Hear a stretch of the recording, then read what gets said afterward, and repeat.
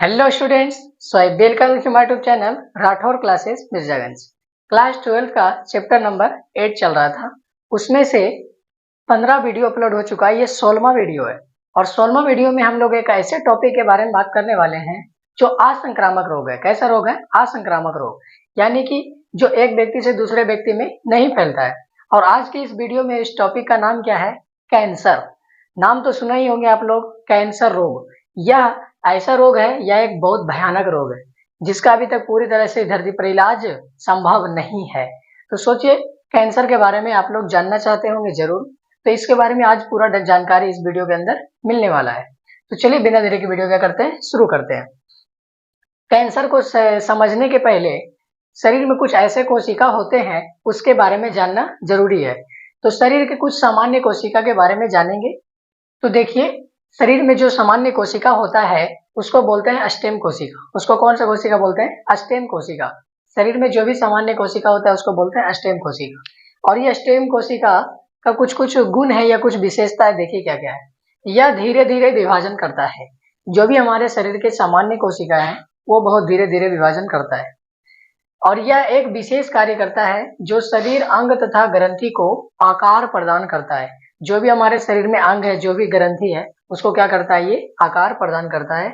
यह जो अस्टेम कोशिका है ये बदलकर लीवर कोशिका बनाता है। अस्टेम कोशिका ही बदलकर मॉडिफाइड होकर क्या बनाता है? लीवर कोशिका, यानी कि यकृत का कोशिका बनाता है। और अस्टेम कोशिका ही बदलकर तंत्रिका कोशिका भी बनाता है। तो तंत्रिका कोशिका भी बनाता है और लीवर कोशिका भी बनाता है। कौन? यही जो अस्टेम कोशिका है, यही। ओके, आगे देखिए। ये जो अस्टेम कोशिका है यह कोशिका विभाजन के जांच बिंदु को फॉलो करता है। कोशिका विभाजन का जो भी जांच बिंदु है उसको यह फॉलो करता है। कौन? अस्टेम कोशिका। और यह संस्पर्श संदमन, क्या?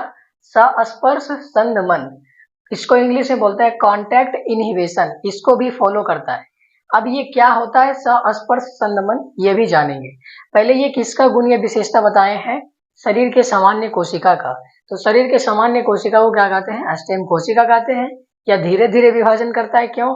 क्योंकि ये कोशिका विभाजन के जांच बिंदु को फॉलो करता है, संस्पर्श संदमन को फॉलो करता है। ठीक है। और अस्टेम कोशिका ही बदलकर लीवर कोशिका बनाता है, अस्टेम कोशिका ही बदलकर तंत्रिका कोशिका बनाता है। ये सब किसका गुण था? अस्टेम कोशिका का गुण था।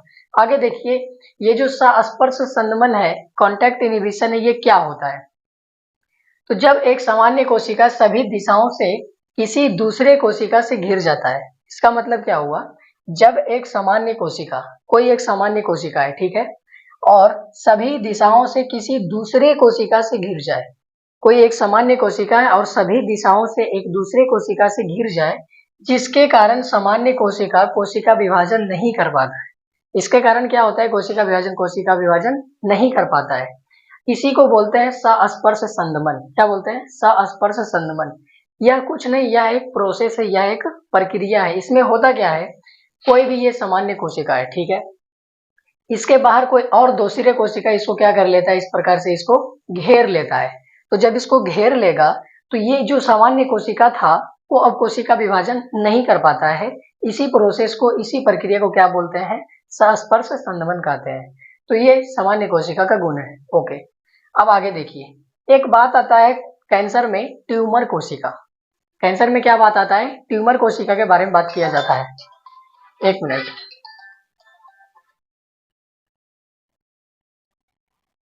वो किसी का कॉल आ गया था, ठीक है ना।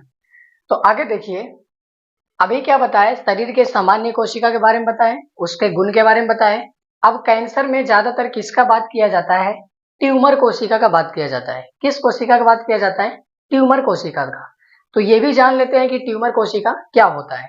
देखिए, जब लीवर सेल में उत्परिवर्तन होता है, जब किस सेल में उत्परिवर्तन होता है? लीवर सेल में उत्परिवर्तन होता है तो यह ट्यूमर सेल में बदल जाता है।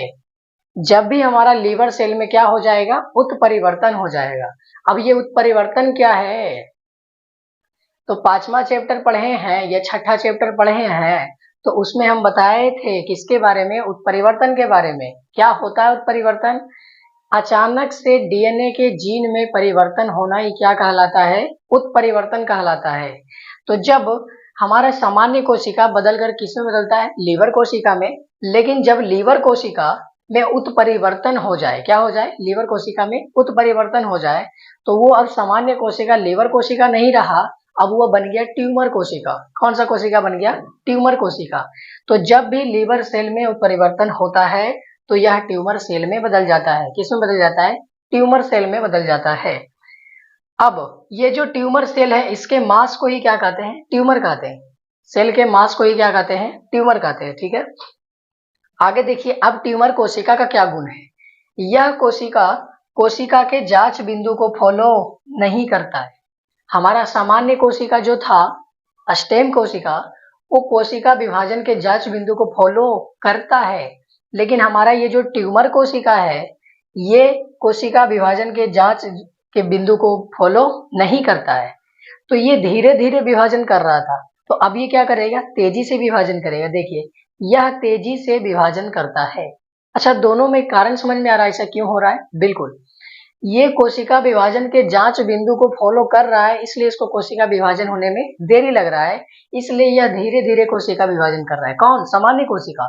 लेकिन जब हमारा ये जो ट्यूमर कोशिका है, ये कोशिका विभाजन के जांच बिंदु को फॉलो ही नहीं करता, ऐसे ही जैसे तैसे विभाजन कर लेता है। तो ये जल्दी होगा कि धीरे होगा? जल्दी होगा। ठीक है, इसमें जांच करता है इसलिए देरी से होता है, इसमें जांच कोशिका विभाजन के जांच को फॉलो नहीं करता है, इसलिए यह धीरे धीरे विभाजन करता है। अच्छा, जो सामान्य कोशिका था वो संस्पर्श संदमन को फॉलो कर रहा था, लेकिन जो ये ट्यूमर कोशिका है ये संस्पर्श संदमन को फॉलो नहीं करता है। ये संस्पर्श संदमन को भी फॉलो नहीं करता है। ठीक है ना? तो ये सामान्य कोशिका के बारे में बताए और ये किसके बारे में बताए? ट्यूमर कोशिका के बारे में बताए।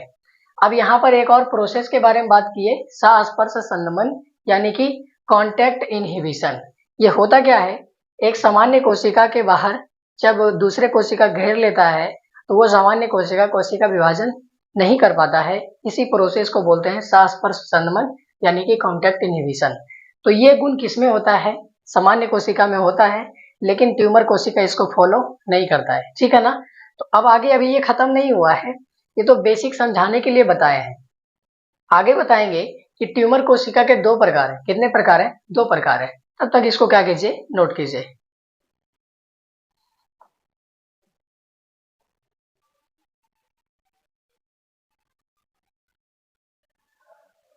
अब जानेंगे कि जो ट्यूमर कोशिका है वो दो प्रकार के होता है।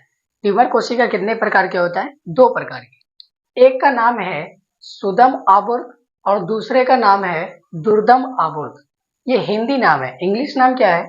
एक को बोलते हैं बिनिग ट्यूमर और दूसरे को बोलते हैं मेलिग्नेंट ट्यूमर। कौन सा ट्यूमर? Malignant tumour. तो ये ट्यूमर कोशिका होता क्या है? अगर लीवर कोशिका बोल देंगे। और ट्यूमर कोशिका कितने प्रकार के हैं? दो प्रकार के। तो सबसे पहले क्या देखेंगे? सुदम ट्यूमर मतलब सुदम आवर्त और उसके बाद दुर्दम आवर्त। ठीक है, इधर देखिए, बिनिग ट्यूमर में सुदम आवर्त में देखिए, वैसा ट्यूमर कोशिका जो अपने मूल स्थानों तक ही सीमित रहता है।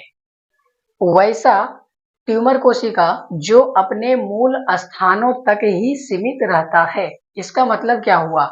इसका मतलब यह शरीर के किसी दूसरे भागों में नहीं फैलता, जहां होता है वहीं तक सीमित रहता है। इसका मूल निवास जहां है वहीं तक सीमित रहता है, ये पूरे शरीर में किसी भी भागों में नहीं फैलता है। लेकिन ये जो है मेलिग्नेंट ट्यूमर जो है, यह मूल स्थानों तक सीमित नहीं रहता, ये शरीर के दूसरे भागों में फैलता है। ये वाला सीमित रहता है, ये वाला सीमित नहीं रहता है। ये वाला दूसरे भाग में नहीं फैलता, ये वाला दूसरे भाग में फैलता है। यही तो दोनों में अंतर है। आगे देखिए, जो ये सुदम आवर्त है, ये जो बिनिग्न ट्यूमर है, इससे कैंसर नहीं होता। ये जो बिनिग्न ट्यूमर है इससे कैंसर नहीं होता। तो फिर सवाल आया कैंसर होता किससे है? तो जो मेलिग्नेंट ट्यूमर होता है उसी से कैंसर होता है, इससे कैंसर होता है। किससे? मेलिग्नेंट ट्यूमर से। आगे देखिए, बिनिग्न ट्यूमर जो है ये मेटास्टैसिस नहीं दर्शाता है, मेटास्टैसिस नहीं दर्शाता है। लेकिन जो ये मेलिग्नेंट ट्यूमर है ये मेटास्टैसिस दर्शाता है। इसका मतलब क्या हुआ? मेटास्टैसिस का मतलब क्या हुआ? मेटास्टैसिस को प्राइमरी कैंसर का रूप माना जाता है, प्राइमरी कैंसर का रूप माना जाता है। तो क्या इससे कैंसर होता है? नहीं, इसलिए ये मेटास्टेसिस शो नहीं करता है। इससे कैंसर होता है? हाँ होता है, इसलिए ये क्या करता है? मेटास्टेसिस दर्शाता है।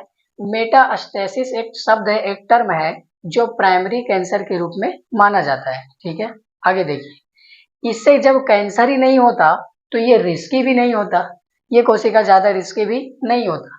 लेकिन जो मेलिग्नेंट ट्यूमर है, इससे कैंसर होता है, ये मेटास्टेसिस दर्शाता है, इसलिए क्या होता है? ये रिस्की होता है।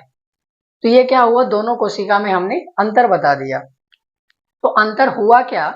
एक ऐसा ट्यूमर कोशिका है जिससे कैंसर नहीं होता, जो शरीर के किसी भागों में नहीं फैलता, अपने मूल स्थानों तक ही सीमित रहता है, और क्या बताता है? ये मेटास्टेसिस भी शो नहीं करता है, और इससे ज्यादा रिस्की भी नहीं होता है।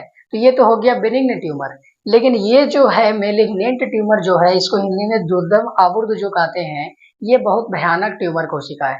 क्या है? देखिए, ये मूल स्थानों तक सीमित नहीं रहता, ये शरीर के किसी दूसरे भागों में फैलता है। जैसे अगर ब्रेस्ट में कैंसर हुआ है, जिसको ब्रेस्ट कैंसर बोलते हैं, तो ये आपके फेफड़ा में भी हो सकता है, ये आपके लेग में भी हो सकता है, पैर में भी हो सकता है, आपके हाथ में भी हो सकता है, शरीर में किसी भी भागों में हो सकता है। तो ये इतना खतरनाक ट्यूमर कोशिका होता है। ठीक है, आगे देखिए, इसी से कैंसर होता है। क्या बोले थे? इससे कैंसर नहीं होता है, लेकिन मेलिग्नेंट ट्यूमर से कैंसर होता है। आगे, यह मेटास्टेसिस दर्शाता है। मेटास्टेसिस का मतलब प्राइमरी कैंसर का कोशिका। तो प्राइमरी कैंसर का कोशिका यही तो है, इसी तो कैंसर हो रहा है, यही तो दर्शा रहा है। ठीक है, इसलिए यह क्या होता है? रिस्की होता है। जिससे कैंसर होगा वही तो रिस्की होगा। ओके, तो अभी हमने बात क्या किया? शरीर के सामान्य कोशिका के बारे में और ट्यूमर कोशिका के बारे में। और ट्यूमर कोशिका दो प्रकार होता है, दोनों में क्या क्या अंतर है ये बता दिए। अब आगे क्या जानेंगे कि कैंसर होने पर हमारे शरीर में क्या क्या होता है, कौन ऐसा एजेंट है जिसके कारण कैंसर होता है, अगर हो जाए तो उससे क्या होता है, सारा कुछ बताया जाएगा। फिलहाल इसको क्या कीजिए? नोट कीजिए।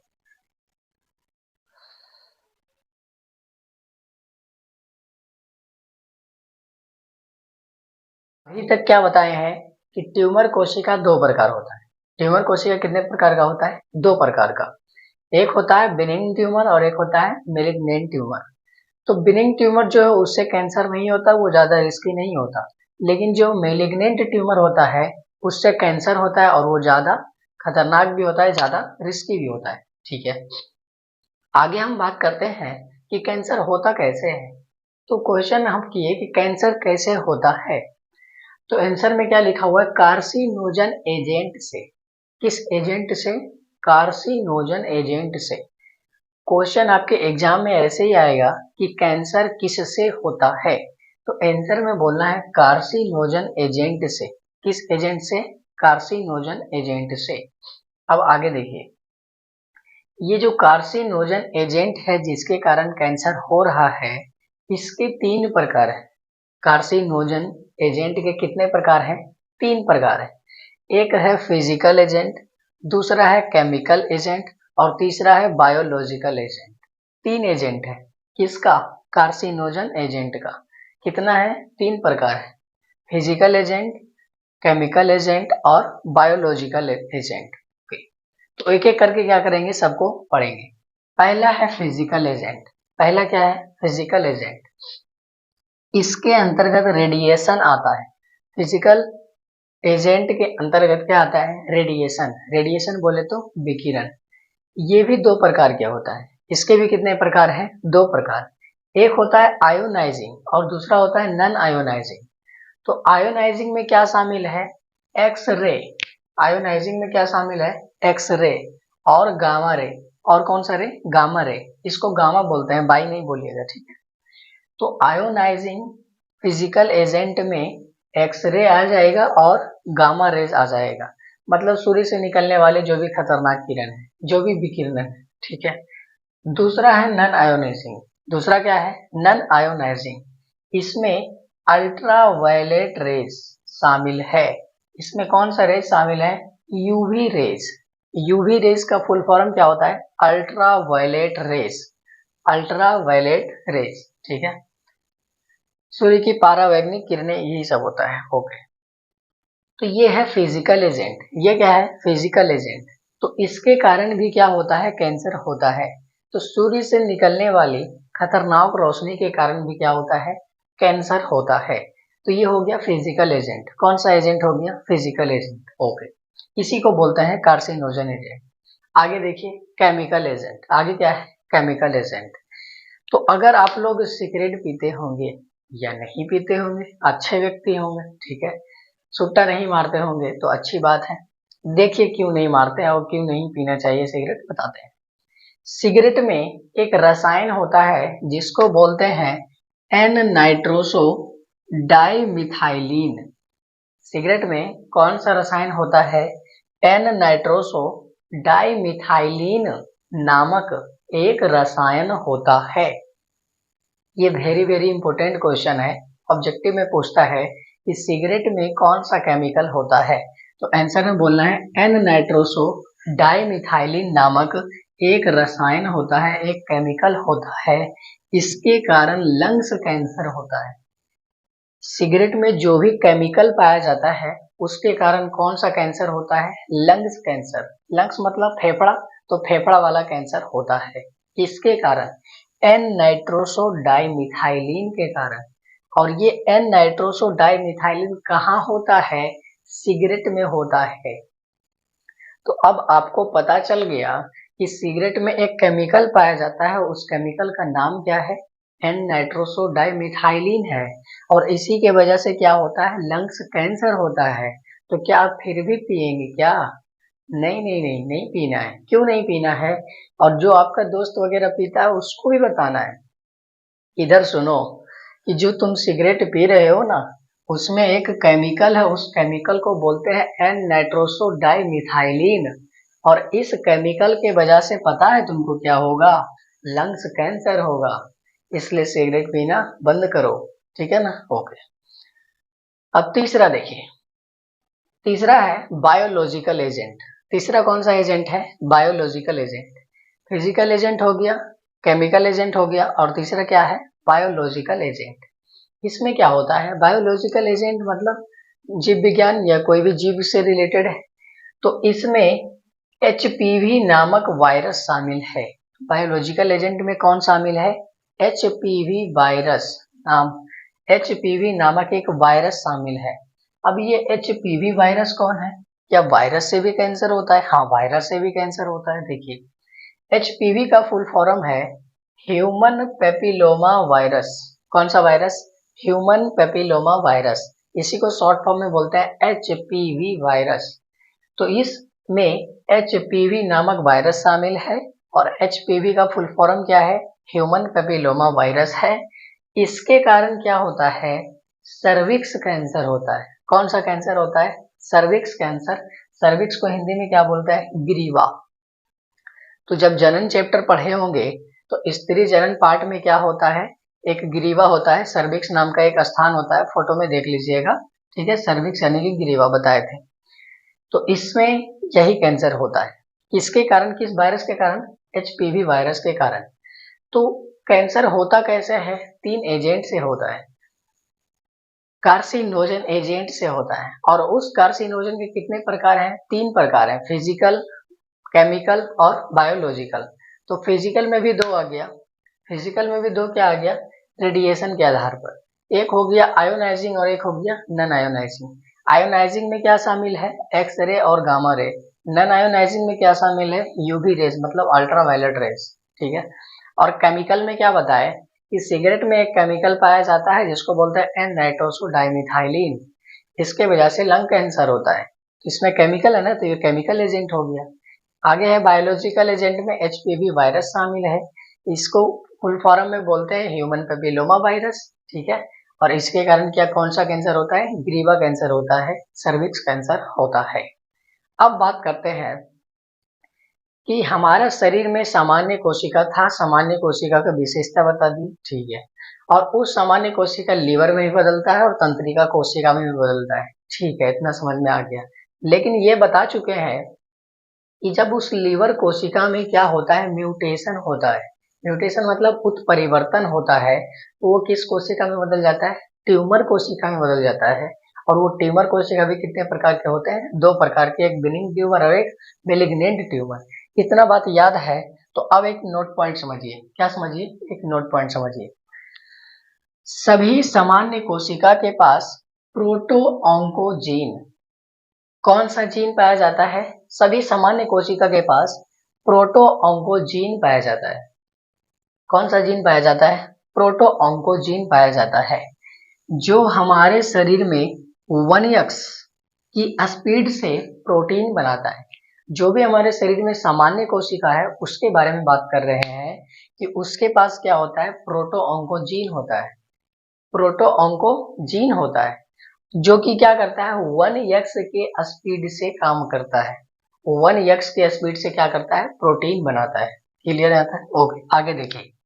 लेकिन जब क्या हुआ, फिजिकल एजेंट तथा केमिकल एजेंट, जो भी अभी बताया, फिजिकल एजेंट और केमिकल एजेंट, इस दोनों के शरीर पर प्रभाव पड़ने के कारण, फिजिकल एजेंट या केमिकल एजेंट के कारण सामान्य कोशिका का प्रोटोऑन्कोजीन में उत्परिवर्तन हो जाता है।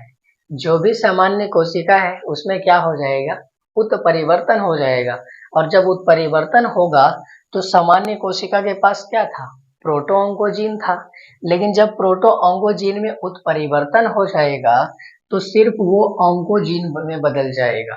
किस में बदल जाएगा? ऑन्कोजीन में बदल जाएगा। तो सिंपल सी बात ये है कि सामान्य कोशिका के पास प्रोटोऑन्कोजीन होता है, लेकिन जब इसमें उत्परिवर्तन होता है तो वो ऑन्कोजीन में बदल जाता है।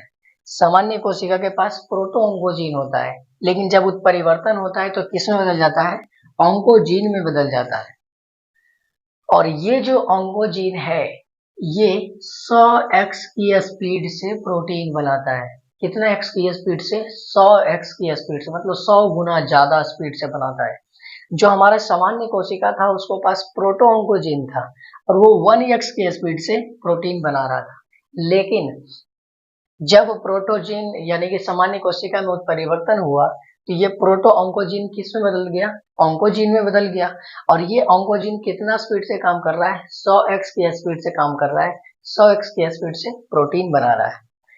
इसी कारण क्या होता है? सामान्य कोशिका ट्यूमर कोशिका में बदल जाता है।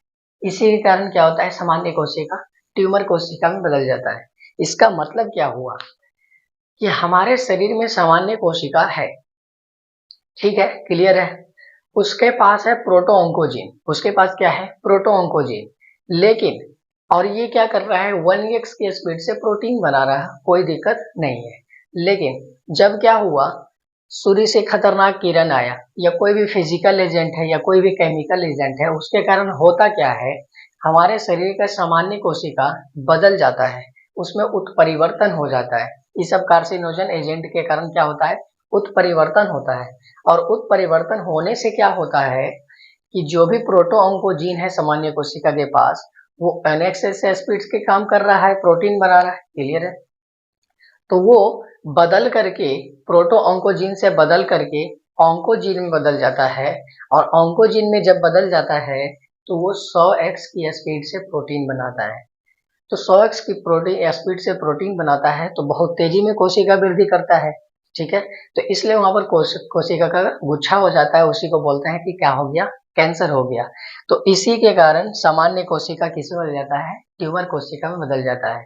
और अगर ये बिनिंग ट्यूमर है तो कोई दिक्कत नहीं है, लेकिन जब ये मेलिग्नेंट ट्यूमर है तो ये पूरी तरह से भयानक है और खतरनाक है और इसका धरती पर कोई इलाज नहीं है। थोड़ा बहुत ट्रीटमेंट है तो ये अभी बताया जाएगा, ठीक है। आगे इतना नोट कीजिए, फिर अभी कुछ कुछ बचा हुआ उसको कवर करेंगे।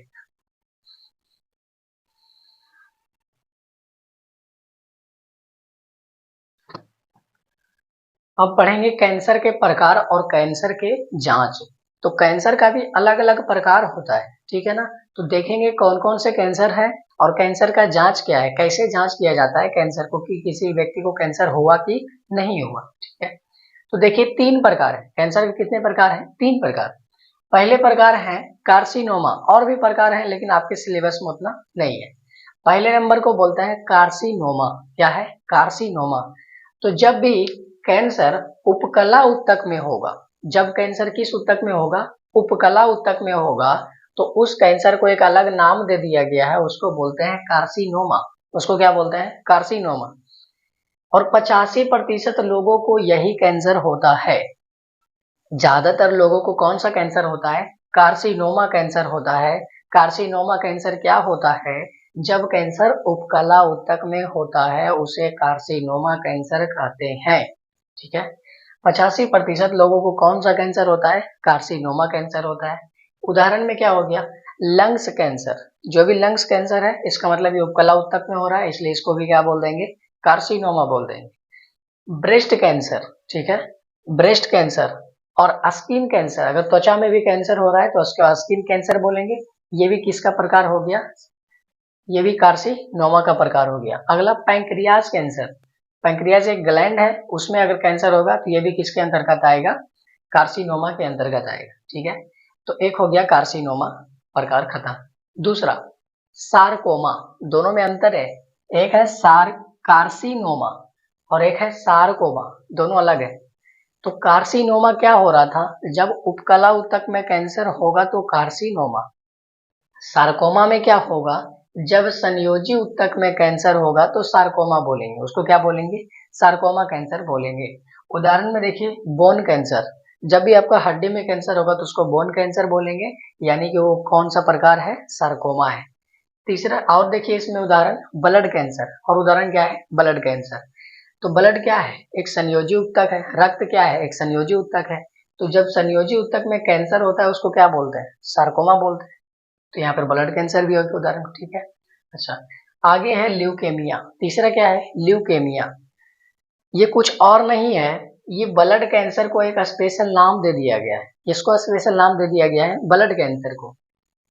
तो ब्लड कैंसर को ल्यूकेमिया कहते हैं। ब्लड कैंसर को क्या कहते हैं? ल्यूकेमिया।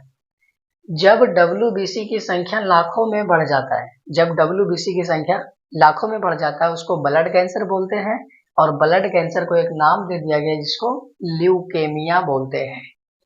तो आपको 11th में पढ़ाए होंगे या पढ़े होंगे आप लोग कि WBC की संख्या कितनी होती है? 50,000 से 55,000। लेकिन ये लाखों में संख्या बढ़ जाए, WBC की संख्या किसमें बढ़ जाए? लाखों में बढ़ जाए, तो इसको बोलते हैं ब्लड कैंसर, या इसी को एक नाम दे देते हैं जिसको बोलते हैं ल्यूकेमिया। तो कैंसर के प्रकार पढ़ लिए। कार्सिनोमा है, कार्सिनोमा जब उपकला ऊतक में कैंसर होगा तो कार्सिनोमा। सारकोमा, जब संयोजी ऊतक में कैंसर होगा तो सारकोमा। और जब ब्लड में कैंसर होगा तो ल्यूकेमिया। क्लियर है तक? ओके। आगे है कैंसर का जांच। अब क्या लास्ट टॉपिक बचा हुआ है, ये जो कैंसर चल रहा है उसमें कैंसर का जांच। ये कैंसर का जांच कैसे होता है? तो एक विधि है, उसको बोलते हैं बायोप्सी विधि। कौन सा विधि? बायोप्सी विधि। इसको प्रयोगशाला में लोग साइंटिस्ट वगैरह इसे टेस्ट करता है। ठीक, आगे है रक्त कोशिका एंड अस्थि मज्जा जांच। इसका मतलब क्या हुआ? जब रक्त कोशिका का जांच करेगा, ब्लड सेल का जांच करेगा, तो WBC की संख्या उसमें पता चल जाएगा। अगर WBC की संख्या लाखों में रहेगा इसका मतलब उसको कैंसर है, लाखों में नहीं रहेगा इसका मतलब ठीक है वो उसको कैंसर नहीं है। और अस्थि मज्जा का जांच करेगा तो क्या पता चलेगा? अस्थि मज्जा का जांच करेगा तो उसको पता चलेगा कि बोन कैंसर है कि नहीं, हड्डी कैंसर है कि नहीं। ठीक है, आगे तीसरा विधि है रेडियोग्राफी विधि। कौन सा विधि? रेडियोग्राफी विधि। रेडियोग्राफी विधि में क्या क्या होता है? CT स्कैन, जो एक मशीन होता है जिसको बोलते हैं CT स्कैन, उसके द्वारा स्कैन करके पता लगाया जाता है। एक होता है MRI टेस्ट। कौन सा टेस्ट? MRI test. तो ये सब मशीन से किया जाता है, ठीक है ना, तो मशीन से चेकअप होता है। तो कैंसर का जांच का 3 विधि है, बायोप्सी है, रक्त कोशिका एंड अस्थि मज्जा जांच है, और तीसरा रेडियोग्राफी जांच है जिसमें CT स्कैन और MRI टेस्ट आता है। तो अगर किसी को भी कैंसर है तो इसका पूरी तरह से इलाज धरती पर नहीं है, उसको जल्द ही 3 से 4 साल 5 साल में मरना तय है। ठीक है ना, ऐसे तो कोई भी व्यक्ति को मरना तय है, कोई व्यक्ति यहाँ हमेशा थोड़ी रहने आया है। ठीक है ना, ओके। तो पूरा कैंसर का वीडियो क्या हो गया? समाप्त हो गया। पूरा कैंसर में आपको थोड़ा सा ये एक विस्तार से समझा देते हैं कि जो हमारे शरीर का सामान्य कोशिका होता है उसके पास प्रोटोऑन्कोजीन होता है और वो 1 से प्रोटीन बनाते रहता है, कोई दिक्कत नहीं है। लेकिन जब कोई खतरनाक किरण आया, सूर्य का खतरनाक किरण आया, जब कोई कार्सिनोजन एजेंट आया, चाहे वो फिजिकल हो, चाहे वो केमिकल हो, चाहे वो बायोलॉजिकल हो, उस एजेंट के कारण क्या होता है हमारा सामान्य कोशिका में जो प्रोटो ऑन्कोजीन है वो ऑन्कोजीन में बदल जाता है। मतलब सामान्य कोशिका किसमें बदल गया, ट्यूमर कोशिका में बदल गया। और ट्यूमर कोशिका दो प्रकार की, एक बेनिन ट्यूमर है, मेलिग्नेंट ट्यूमर, ठीक है। तो उस समय होता क्या है, जो प्रोटो ऑन्कोजीन 1x स्पीड से प्रोटीन बना रहा था, लेकिन अब उत्परिवर्तन हो गया तो ऑन्कोजीन बन गया। और ये ऑन्कोजीन 100x की स्पीड से 100 गुना तेजी से प्रोटीन बनाता है, इसलिए ट्यूमर सेल की संख्या बढ़ते जाती है। इसी को बोलते हैं, क्या हो गया, उसको कैंसर हो गया। और कैंसर किसके कारण होता है, कार्सिनोजन एजेंट के कारण होता है। उसके भी 3 प्रकार होते हैं, ये सब बता चुके हैं, ठीक है। और ये कैंसर के प्रकार को भी आपको याद करना है। कैंसर का जांच भी कौन कौन सा विधि द्वारा कैंसर को जांचा जाता है, ये भी आपको ध्यान देना है, ठीक है ना। तो इस प्रकार से आपका कैंसर क्या हो गया, समाप्त। अब क्या बचा हुआ है, ड्रग्स, अल्कोहल और तंबाकू, जो सिगरेट वगैरह स्मोकिंग वगैरह करता है वो बचा हुआ है। तो 2 से 3 वीडियो और आएगा और ये चैप्टर बिल्कुल पूरी तरह से क्या हो जाएगा, खत्म हो जाएगा।